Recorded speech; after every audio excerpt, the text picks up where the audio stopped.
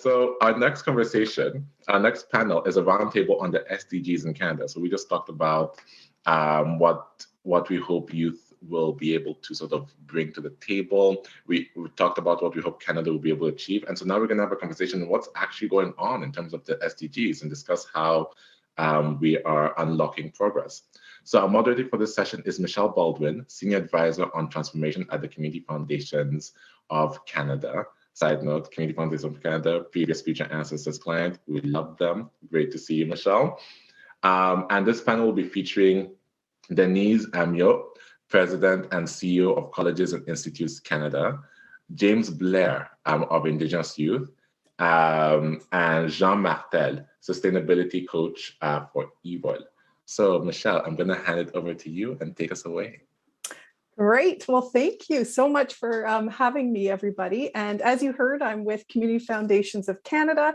We also support Alliance 2030, and we're a proud partner of Together Ensemble.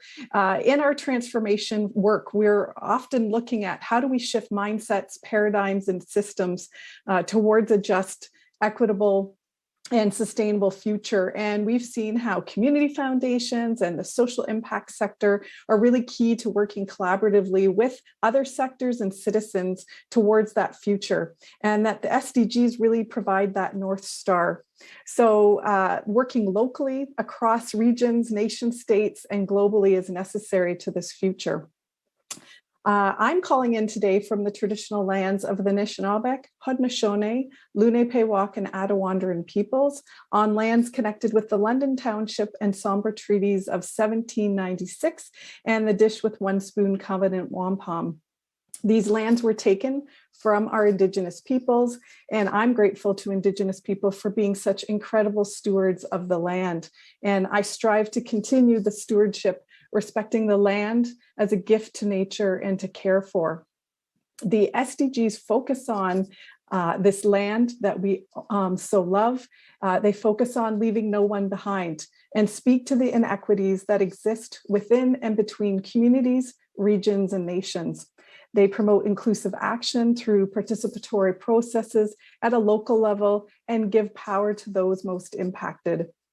In a Canadian context, this concept speaks to the importance of considering the needs of all people, including and sharing power to diverse peoples and Indigenous peoples in Canada.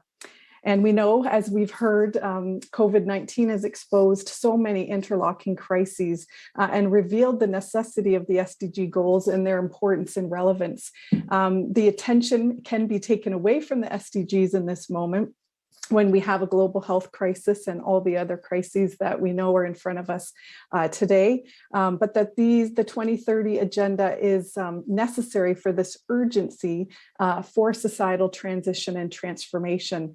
So SDGs are highly relevant. We have an incredible panel who's going to provide us with some examples, and we're going to have a conversation about how the SDGs can really help us unlock progress. Each of us will bring different perspectives, and we're interested in hearing how they've unlocked progress and transformation in each of the worlds that you're part of. It will be opportunity for you to riff off one another, and we'll make sure that we leave time for questions and answers. So please put anything in the chat, your reflections, ideas, your experience, because we know we want this to be dynamic, engaging, and for you as the audience to be part of this as well. So I'm really excited to introduce our panel, and I'm going to welcome them all. But first, we are going to have Jean Martel, who's going to kick us off. And the first question I'm going to be asking each of them is to introduce themselves and share with us how you're engaging with the SDGs in your work. But I will share that we have Jean Martel, James Blair, Denise Amyot as our esteemed panel. And Jean, if you're comfortable kicking us off, over to you. And I will.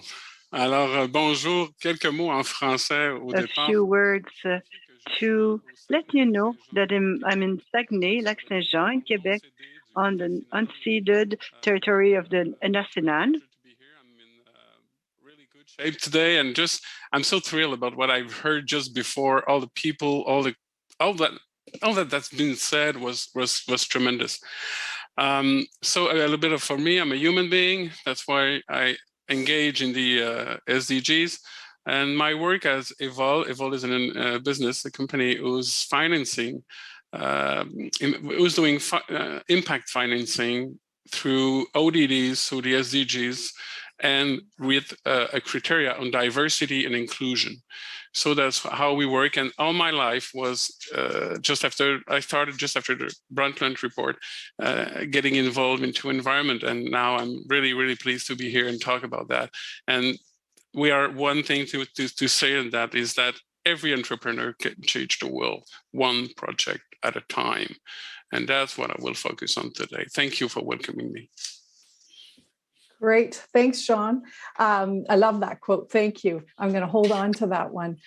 James, how about you? An introduction from you. Hi, Michelle. Thank you. So as mentioned, my name is James Blair, and I'm a Mi'kmaq First Nation from Nova Scotia. I did recently graduate from McGill, where I studied international management. However, a large portion of my studies did focus on international development and the role of sustainability in business. So I'm really interested in to hear what John has to say regarding entrepreneurs. During my last year of school and after graduation, I worked at the Mi'kmaq Rights Initiative as a researcher.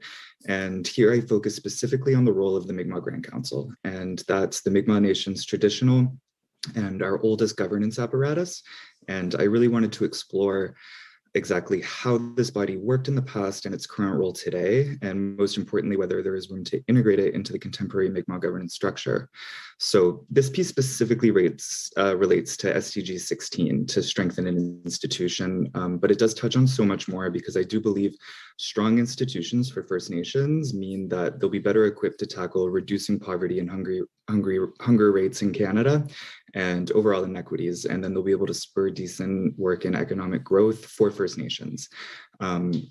And then they'll be able to make their communities more sustainable overall. And I think it goes without saying that First Nation communities and interest groups, they're at the forefront of action related to climate action and protecting biodiversity, specifically life below water and life on land. So I really do think that strong institutions offer the capacity necessary to pursue these goals. I'm just going to go over more recently what I've been working on, and it's a project to help implement an Indigenous Conservation and Protection Area, IPCA. I believe that ecological preservation will be key to acting on climate action because it helps protect biodiversity and enhances resiliency of our ecosystems. These zones will act as a natural store of carbon for years to come if they're adequately protected and revitalized.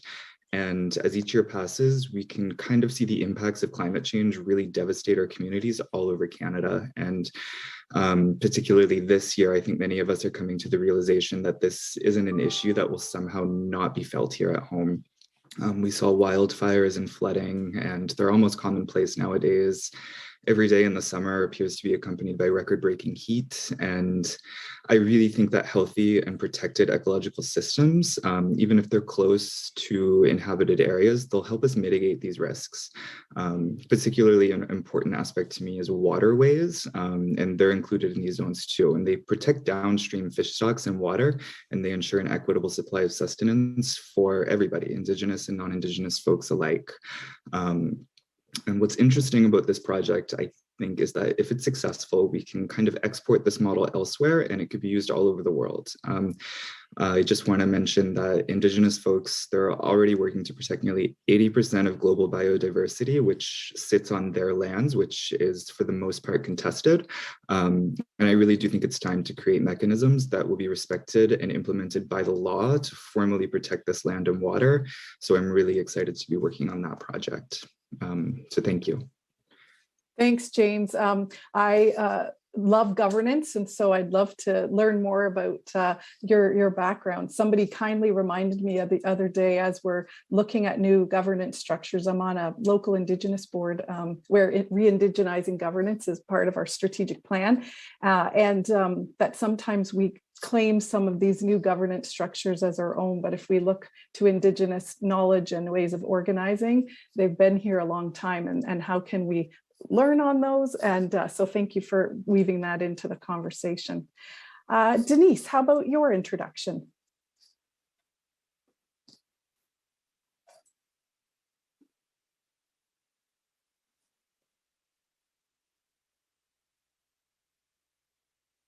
OK. OK. Je suis désolée. Alors, je suis Denise So, Amyot. I am Denise Amyot. Je suis ici I am à Ottawa, here in Ottawa sur le territoire on du the peuple territory of Algonquin Anishinaabe, et ça me unceded fait plaisir territory. d'être And avec vous. I am So happy to be with represent you a here today. national association that is called Colleges and Institutes Canada. It's the largest national post-secondary association in the country.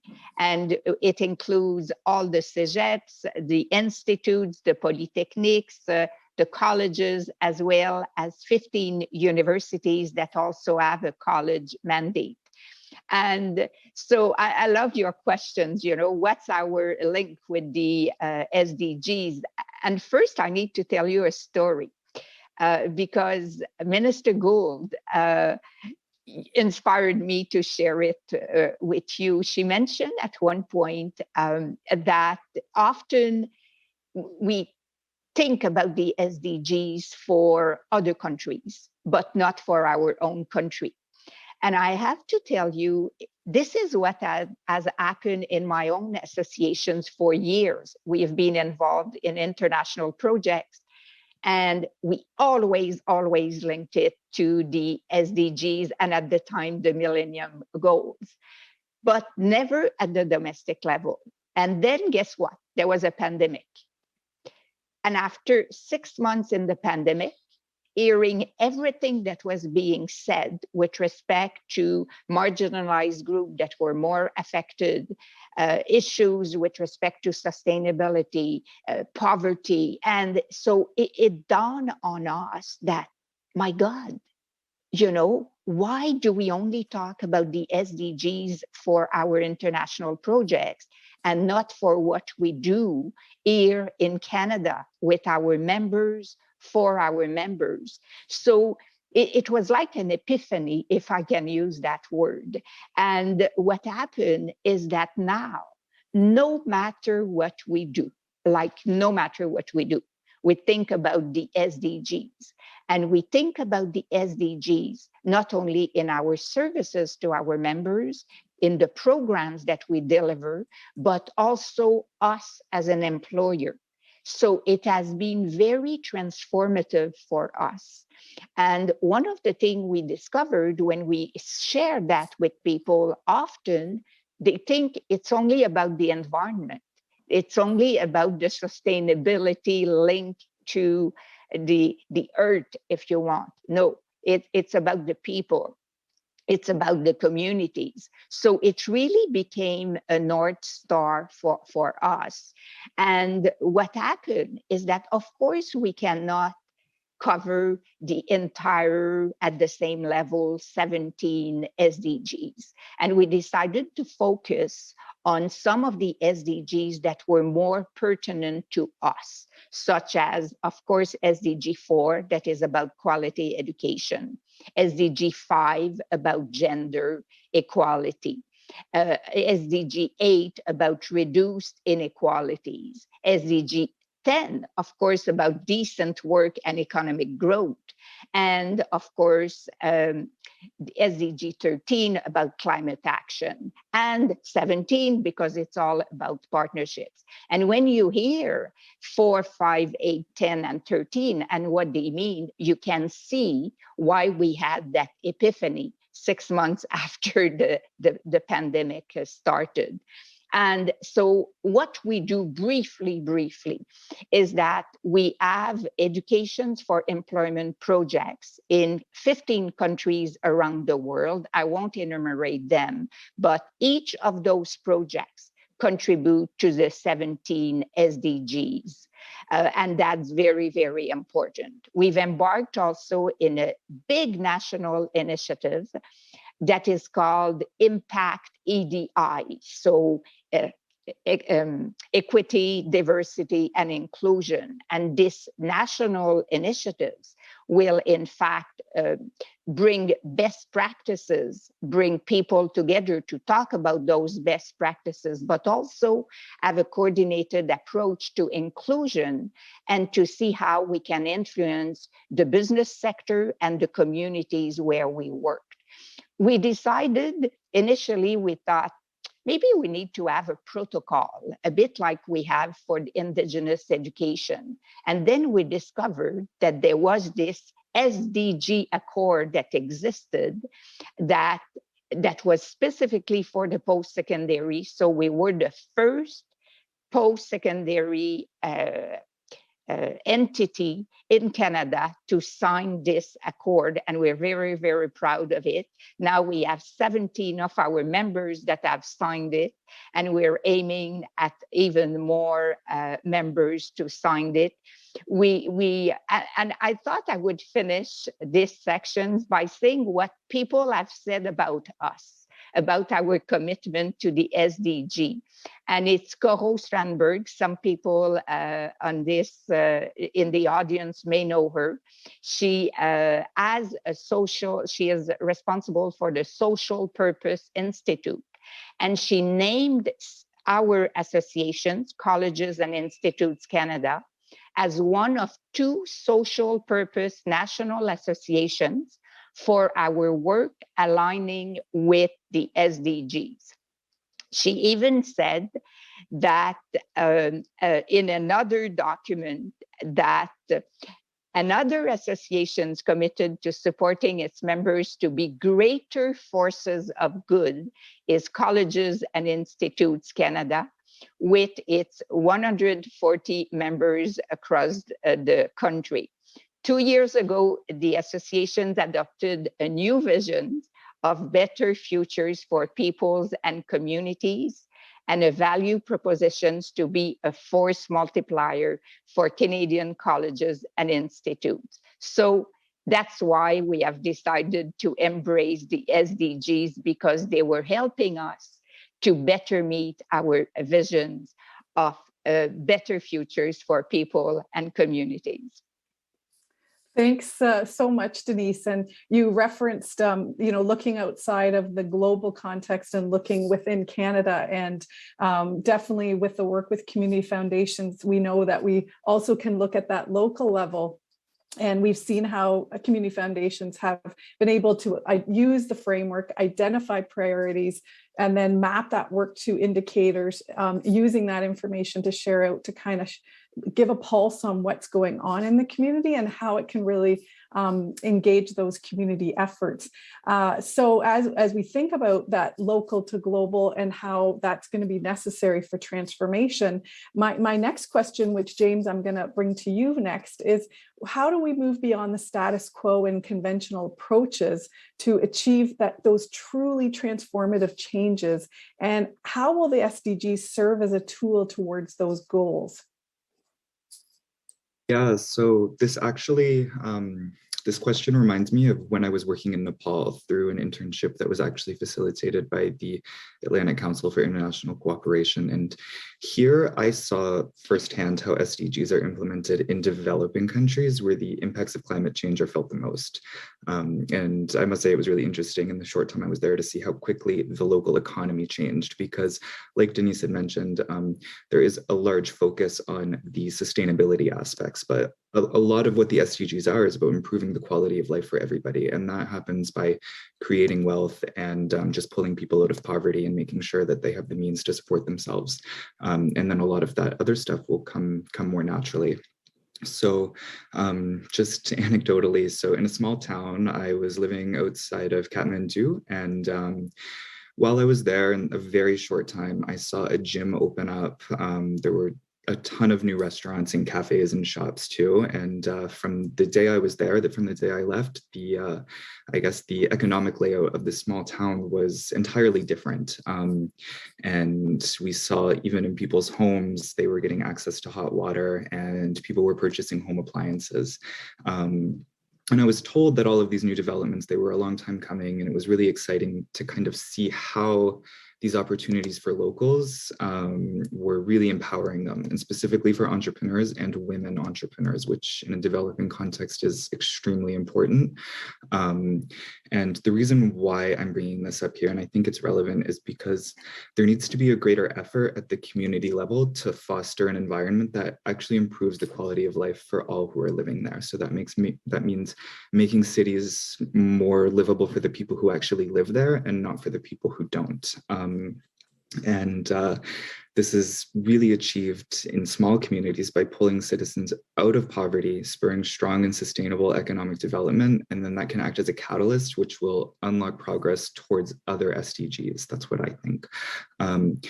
And the anecdote that I gave was in the context of a developing country, but I firmly believe that Canada would benefit greatly from taking similar action at a scale that's like really never been attempted on our poorest populations, particularly children, and pulling them out of poverty, ensuring that no child goes hungry, and then really just investing in our people instead of corporations to spur growth.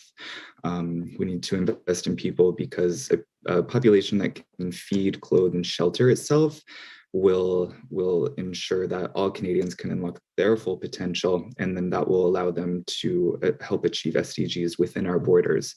And the SDGs themselves kind of lay a path to realize this future and lead to the transformative change that will improve all of our lives. Oh, great, James. I think, yeah, pulling in that those building of local economies and how important that is, and making sure that we're thinking about the people who are there, the people who are most impacted, is definitely part of shifting from that status quo. So thank you. I'm going to come over to you next, Denise, and then Jean, over to you. But if you want to layer on to anything James said, or please go where it feels right. And then maybe a reminder to everybody that you can put questions in the chat, and we will make sure that we have time for that. So Denise, over to you. So I think I will start by mentioning the map in my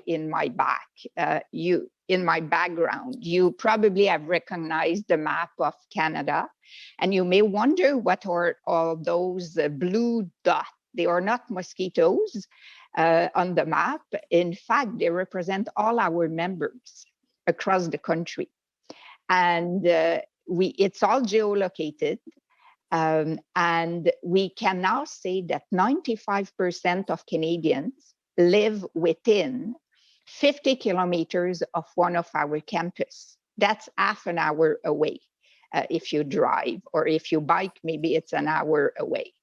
And what's happening, and 86% of Indigenous people live within 50 kilometers of those dots.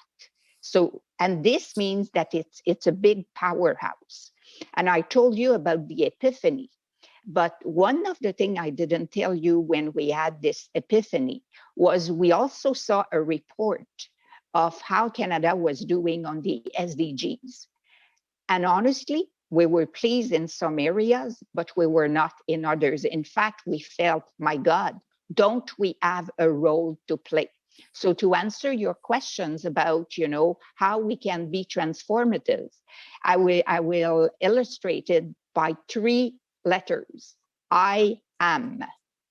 I for inspiration, A for accountability, and M for mobilization. And James talked about ensuring that, all the kids have something to eat and they are taken out of poverty. The youth earlier talked about mobilizing people. So for us, the SDGs, they are a tool for inspiration because they offer us a framework of what to achieve, but a framework for collaboration also to ensure that we have positive change for people, for communities, and for the planet. And so this is the inspiration. The accountability piece, in fact, it means that when you signed the SDG Accord, you maximize the impact of your efforts, you share the knowledge, you commit to do more, and you hold each other accountable. So that's for the A. And the M, mobilization, The SDGs are a tool for collective mobilization. Everybody can play a role. Everybody is important. And I'll give you an example linked to sustainability. During the last Earth Day, we decided to make a commitment with respect to net zero, because as you know, there's no future without net zero. So we decided to have a net zero pledge, and on behalf of all of our members, and that are in 670 locations, we made a pledge to achieve net zero emissions on campus by 2050. So this is concrete examples, and I am is easy to remember. I love it. Thank you. Inspiration, accountability, and mobilization. I love, what is our individual role then, and what's our collective role? So Jean, over to you. Yeah, thank you. And everybody's so inspiring and have so interesting faces of everything. I will bring you into a little grounded history of mine about sustainability. I worked for 20 years in the potato industry, and one of the challenge was to washing the potatoes. It's quite simple. You have to wash the potatoes, but it takes a tremendous amount of water to wash potatoes. So with time, we were asking ourselves what to do, because we were living in a small, really small town, and the business was there. And after the installations, people were complaining they didn't have any water more for themselves after the plant. So we tried to focus with the municipality at this time and to work together to know what to do about that. So what I would say about the SDGs and bringing that all over our head plan, extraterritorial, planetarian, and we can lose yourself into that. But how can you put it into your shoes and say that I can do something? The first thing was to see the emergency feeling. I introduced myself as a human being. We are all human beings. And there's one thing that human beings made in the past and in the evolution is to adapting. But there's one thing, if we don't have emergency, we don't move. and what we live now is that the emergency is in the science, it is there. We start to see something. So related to my example for a business, there was an emergency feeling about we need to manage the water. So we get involved in that little project. At that moment, I didn't know it was for SDGs, or I was not thinking about it. I was thinking about getting better in my community. I think that's where it starts. And I could continue with that example, but that's enough for it. The second point is about, for myself, is about education. We need to understand some patterns and some things about sustainability and stop trying to talk only about environment, but we cannot. You know why? Because for the past 300 years, we're focusing on the economy, we're focusing on money, we're focusing on profit. And that's where we are. So to balance everything, it's obvious we have to be more cautious for the environment, for the land, for the people as well. But we cannot do that with extreme. If we go too fast, we will split everything. So education, trying to understand who we are, trying to understand our plans. And my last point is coaching and accompaniment. You know, I'm working for Evol. Who is Evol? Evol is in Quebec is the former FAMESAR. With FAMESAR, FAMESAR wanted to help women to have access to entrepreneurship. And we were financing projects. I was not there at that moment, but they were financing projects of businesses and to make women more independent, and also working on, favorize that community, this community. And with time in 2020, right before the pandemic, they started to manage things differently and to say, what can we do with the SDGs? And then how can we expand the impact on societies? And that's why the EDIs comes in. Equity, diversity, inclusion. So now to Evol as FAMISAR as an evolution to Evol, where I'm in as a coach in sustainability, to help people to still finance projects, but for all the diversity of people. And we could define that, but also the first criteria is to have an engagement to respect or to contribute to at least one of the 17 SDGs.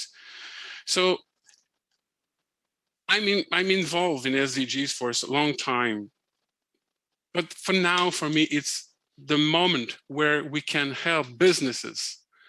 They have suffered for the past 2 years, tremendously. So we're financing projects, and now they ask for us, what can I do? You know, I want to do something, but what can? So that's where coaching and accompaniment doing. And with Evol, that's what we do. That's a concrete plan to finance and to help after the financing to go further. So I think that's what we have to manage and to understand about the people that are behind. We have, you cannot just, sometimes people say, oh, SDGs is what? You know, I think in Canada, we didn't focus on that. We focus on RSE, Responsabilité Sociétale des Organisations. Sorry for the translators. I don't know how to translate it in English, but we focused on that. But in Europe, they focus on the SDGs. So we'll discover things now and look, there's many people that worked in it. So that's an objective. I don't believe that the SDGs are the mean to do something, the tool to do something. That's the goal. We have to talk and to communicate and to talk together to find the best means to achieve the goals. I mean, that's okay. That's what I have to say. I could talk about that. Oh, thanks, Jean. So you definitely mentioned the business sector as, you know, really important to educate, to engage in the SDGs. And as I was preparing for today, I, was thinking about how the pandemic, takes our attention from climate, from SDG focus. Now with everything happening in the world with Ukraine, Russia, it takes our attention, somewhere else. So as we move to the next question around, cross-sector collaboration and how can we unlock deeper commitments in sustainability, just coming from the philanthropic sector, we saw during the pandemic how philanthropy was able to mobilize, to make changes quickly that they hadn't made before. And that, that philanthropy of yesterday is no longer the philanthropy of tomorrow. And how we can, how do we ground these new models and systems, and how do we move forward? And so in the spirit of kind of seeing those SDGs as kind of grounding us. And so to me, the SDGs are a place like that we can go back to, that has been a framework. So I think maybe I'll start with you, Denise, about how do we collaborate across sectors as that catalyst to unlock and, to focus on a sector, or, kind of your reflections about how sectors and citizens can work together. Okay, so in my business, it's all about working with others because you see the map of Canada, and we are often the hub in many communities, and working with the business sector, the nonprofit sector, the health sector, and so on. And one of the things I want to piggyback on something that you said earlier, which is linked to the philanthropy sector. So we decided, in fact, we have done a project in the past on social financing here in Canada, linked to essential skills that are key for people that want to have access to a job, because if they don't have the essential skills that are now called skills for success, it will be very difficult to have a career or to no matter what is the place where people want to work. And now we are looking at using our experience for social financing to use it also at the international level and to see what else we could do at the national level to help with all those people that have lost job. You know, there is a crisis right now in all sectors across the country, but across the globe of labor shortage. And at the same time, there are still people that are not at work because they may not have the skills that are needed. So if there are anybody in the audience interested in looking at this social finance, we would be very pleased to work with you. But to answer specifically now your questions about how to work across sectors. So I'll give you a concrete example of something that we did during the pandemic, is that we launched the very first SDG toolkit to facilitate collaboration. And it's an open educational resource. So people can have access on our website of Colleges Institutes Canada. And it highlights innovations from across the country on the SDGs in finance, in academics, in student life, in infrastructure, in applied research, and how people help with their commitment to sustainability and achieving the SDGs. The second thing that we did, we put in place 3 different groups that are national advisory committees, one on sustainability, one on the EDI, so equity, diversity, and inclusions, and one on net zero. And on top of it, and this answers one of the points that Nidu made at the beginning, she talked about the voice of youth. With one of our projects, we had the youth advisory committee. But you know what? We kept, during the pandemic, going back to them, asking them feedback. And so we quickly discovered that this youth group could not be only about one project. Now we have this youth advisory committee that is advising us on what we do in our association. And the last thing that I will talk about is something that we did thanks to the support of the Government of Canada. We had what we called an impact internships, which was to offer internships to organizations that wanted to advance the SDGs.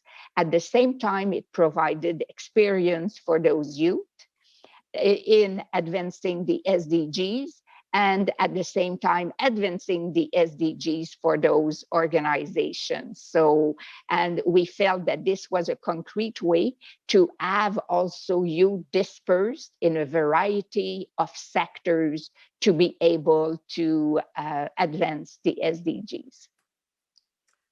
Great, thanks, Denise. So James, I think you have a concrete example that you're going to share. So over to you. Yeah, thank you. And it was really interesting to kind of hear the philanthropic perspective. But I did want to mention specifically on collaboration to unlocking commitments on sustainability and SDGs in general. I believe that Indigenous governments are very well placed to play a role here. As we know, Canada is a resource-rich country. It's very expansive, and across most areas where the most resources are Indigenous communities, and many of them are fortunate enough to have strong governance structures in place where they can work with proponents. And I do think that a growing number of proponents, so that's businesses such as mining operators, people who are doing forestry, really intensive industrial activities that are needed but greatly impact kind of sustainability prospects. And First Nations communities themselves are looking specifically at the roles of impact benefit agreements. And this will help them ensure the viability of their projects within communities themselves. So these impact benefit agreements, they're binding agreements and they relate to a specific project, and they kind of outline how it will be carried out, the roles and responsibilities of both the proponent and the local Indigenous communities, what types of benefits are in place for them, and it kind of ensures that both the proponent and the Indigenous community are really gaining from this economic activity. And there is always a section within this that contains actionable pieces that will help protect and conserve the area that they're working on. So that could include reclamation or certain practices that go well beyond what regular Government of Canada standards are. So it's really interesting to see that in action. And I'm really excited that more proponents are open to doing that. So I really do think that it will allow First Nation communities to very much focus on potential economic gains through these agreements.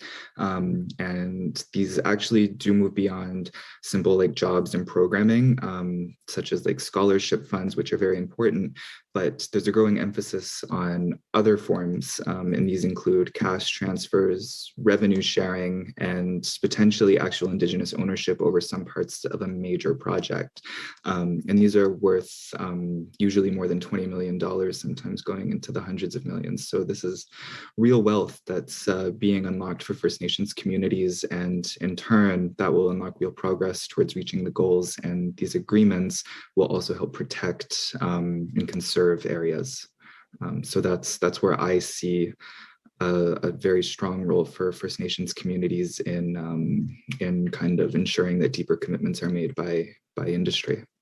Great. Thank you, James. You know, some of what I've heard about the SDGs is that in some ways they don't engage Indigenous reconciliation and reparations in them enough. And so your example is a beautiful one of the collaboration and how we can make sure that we're holding that within this framework. I think what I'll do, Jean, is kind of ask you in that spirit about equity and sovereignty being central to the discussion, and you know, how do the SDGs integrate equity and sovereignty, and what is missing? And then I'm just going to queue up that there was a question for you, Denise, so I'm going to give you a minute to think about it. Does the net zero plan include each institution's divestment from fossil fuels? So I'm going to come to you after I kind of turn it over to Jean for a moment. And just a reminder to people, we do have a bit of time left, so questions will be welcome. So over to you, Jean, around the equity and sovereignty question. Interesting, because with all respect about what you said earlier, I think that the pandemic and what's going on in Ukraine right now is totally related to SDGs. First, for the pandemic, it put us into the health system, into the number 4, totally. And we had to focus on this one. Have we done it thinking of the SDGs? No, but it's a total thing to concern. About Ukraine and about what other countries in the world, about sovereignty, about what makes us together. I think is that enough taken care of? I was listening to Denise just earlier, thinking about she was outside the country and sees everything, and now she get into the country and see there's work to make. You know, that's when we talk together, and that's when we work with people, not for people. I'm not working for the community, for the EDI, we have to work together on that, and to build a sovereignty. The pandemic brought you, I don't know if we go into the pandemic later, but for me, as an agrologist, as formation, autonomy and sovereignty goes with security with people, food, access to healthcare, access to good plans for businesses, helping the government, helping the exporters to go to compete, like when the competition is not totally equal between countries. So the sovereignty of everything and the global, we have to think local, but act for global things. But we can lose our mind doing that.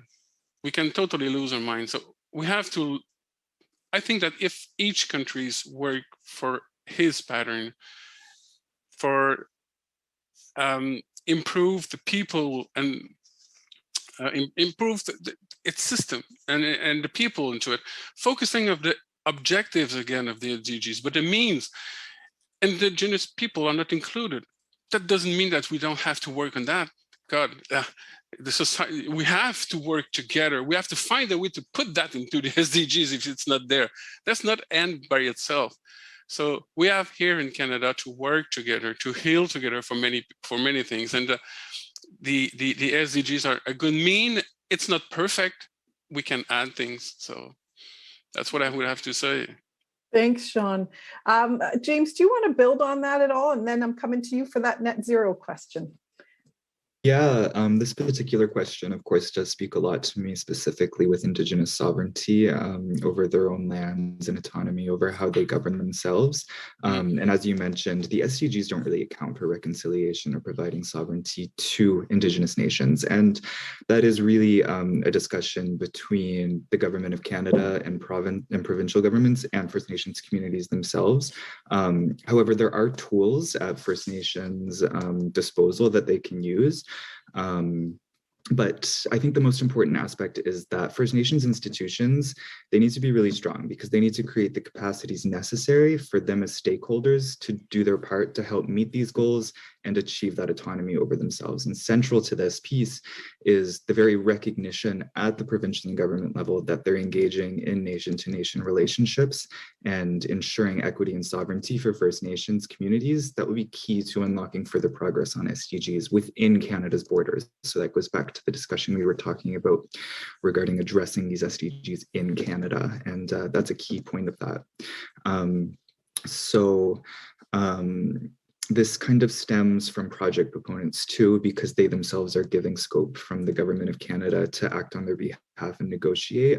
As I was mentioning with those agreements, that is essentially negotiating with the Crown. So they also come into play. But as mentioned, First Nations communities, they have the role of impact benefit agreements to help achieve some autonomy over their lands. The project that I'm working on regarding IPCAs, that comes into play here. And I really think that if a First Nation community is respected and has sovereignty over themselves, they'll in turn have stronger institutions. They can negotiate with proponents and governments and really create an environment that works for everyone, not just Indigenous people, but Indigenous and non-Indigenous folks alike. Because everything in Canada, it's a shared resource, and the sooner we work towards collaboration, the sooner we can help ensure we check off all of these SDGs before 2030. Great. Thanks so much, James. Okay, Denise, how about, does the net zero plan that you were referring to include each institution's divestment from fossil fuels? Okay, so, and you want me to answer that in 2 minutes, I guess? Yeah, if you could, because can you believe we have 10 minutes left? I will do my best to answer quickly. First, we should remember that our institutions are involved in training and training people that will become the employees or the employers. And so this means that it's very, very important that we talk about net zero, talk about sustainability in all the programs that are being taught in our system. The second thing is that 95% of my members do applied research, and many of them are directly involved in applied research that help the business sector or the nonprofit sector, in fact, in thinking about sustainability or solving real problems that the industry or a nonprofit has.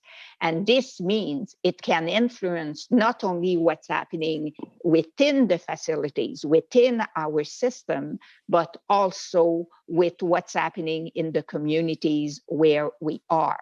Now, if we think about all those facilities across the country, to answer your questions, will there be the divestment of fossil fuels? What I will answer is that Each of our institutions are at different stages right now with respect to sustainability. And some of them are quite advanced, others are beginning to look at their plan. They are doing assessment of their GHG. But what I can tell you is that there's a commitment to look at a variety of aspects. So first, infrastructure. And that's why to have programs that help with renovations of building to ensure that deferred maintenance is being addressed is it's critical for our communities. The second thing is, of course, the energy sources. They have to be varied. And will it be divested tomorrow of fossil fuel? The answer is no, not likely, because the system is not ready for that. The other thing that we have to look at is different means of transportation to ensure there's more public transportations. We know in rural areas, it's still a big issue.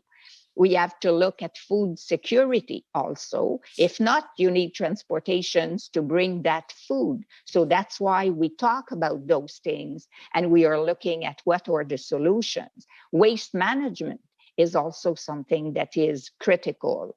The use of products in the laboratories, or when you do gardening or horticulture, or when you do you provide health care. So we're looking at all those aspects. And finally, the very important thing is really to assess where you are at, and then knowing that you want to achieve net zero, what will be our plan going there? But for that, honestly, there's a need for support. And this means all levels of government needs also to contribute to that effort. Okay, thanks so much. And I can relate when you say that your network is at different places. Community foundations, same thing around, climate action investments, their impact investing and strategy, their divestment from fossil fuels. So thank you for, that honest reflection. We have a question from the platform and only 5 minutes left. So I'm going to put it out there and then ask James or John to kind of finish us off. But so the question was, according to the recently published IPCC report, AR6, implementing adaptation and mitigation actions together with the SDGs helps to exploit synergies, reduce trade-offs, and make all three more effective. The question is, how much Canada is considering the required actions to achieve synergies between the three under a context of threats? So do either of you feel like, I want to answer this last question? 1 minute. Okay, just James. And James, maybe you can do 1 minute too. I'll take 1 minute. I just want to say, yes, it's possible. Yes, it's required. And how Canada do it, I don't know for all Canada, but I will tell you how we do it in Evol. In our analysis system, when we're financing a business, we evaluating the risk, the financial risk, and the maturity of sustainability and the SDGs. And within these criteria, we ask to the businessmen and businesswomen and every people who are asking for financing, what are the risks? What are the risks with SDGs in your project? And how will you mitigate them? Yes, it's totally in our platform to evaluate the project, changing the world one project at a time, doing these things, we will go together. We will succeed. James, go. James, over to you. I really think that, I don't want to end on this note, but we're kind of in the age of adapting and mitigating to climate change now. Like there's not really anything that we can do to totally avert climate disasters at this point. So particularly in Canada, where it's already warming rapidly than most of the rest of the world, particularly in the Arctic, where it's almost 3 degrees above average temperatures. It's a really dire situation in this country in particular, and adapting and mitigating will be key moving forward. Each summer, we're going to have to deal with hotter and hotter weather, more extreme weather events, everything from hurricanes to fires to flooding.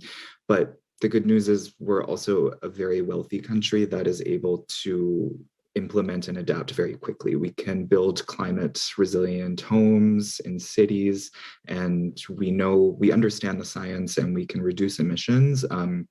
And I think that the pressure on the government of Canada to implement more adaptation and mitigation efforts and coordinate with provinces to achieve that it'll only increase over time. So to answer your question for how much Canada is considering this, I can't answer for the government of Canada, but I would hope a lot. And if they're not now, they're going to have to very much more in the future. I really appreciate, James, how you've pulled in the policy advocacy piece, and how can we work with government in order to unlock progress, and how key they are, and how we can use the SDGs as a framework to be able to do that. I heard from many of you about partnerships and collaboration, governance, equity and sovereignty, that through line of local to global, and so thank you all for your input. Denise, I'm going to just ask if there's anything else that you want to kind of leave us with the last couple minutes, and then I'm going to turn it back over. But anything else from you? I'll say that my hope is that we will all make a significant improvement. And I want to offer our system to help you to support the communities in advancing the SDGs. Because, as I said, we are only at 50 kilometers away. Oh, wonderful. Well, or less. Yeah, or less. Well, my deepest gratitude to James, Jean, Denise. You provided incredible insight today. I think what I'm hearing from all of you is an invitation, to collaboration, to be doing this work together. As well, Community Foundations of Canada reaches out to all of you for that same sense of partnership and collaboration. And I look forward to the rest of our time together in this conference. So thank you. Alors, bonjour tout le monde. Merci énormément, Michel.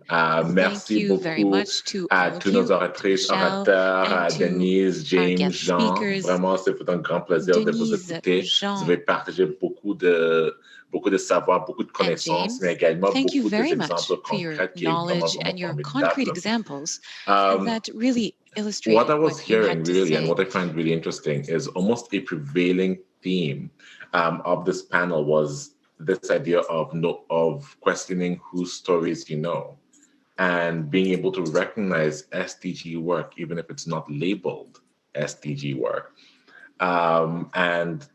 It kept on coming up again, the idea of an SDG framework, and using that as a framework for change. And so, il faut que je pose la question au public. Est-ce que vous comprenez comment les changements climatiques vont impacter d'autres groupes? Les groupes qui sont pas les tiens. Est-ce que vous comprenez la réalité? Pas forcément comprenez, mais au moins, est-ce que vous connaissez la réalité que certaines minorités vivent dans ce pays?